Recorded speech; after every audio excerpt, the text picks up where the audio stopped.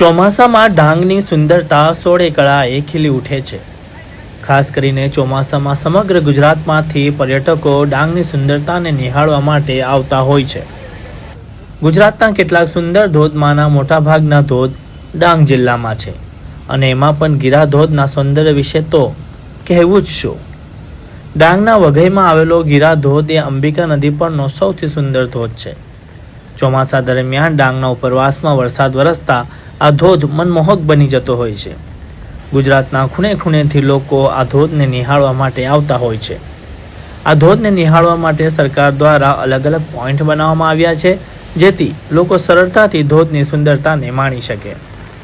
હાલ ચોમાસાની ઋતુમાં ભારે વરસાદ બાદ અંબિકા નદીની સપાટી વધી છે, જેને લીધે ગીરા ધોધનો નજારો વધુ મનમોહક બન્યો છે।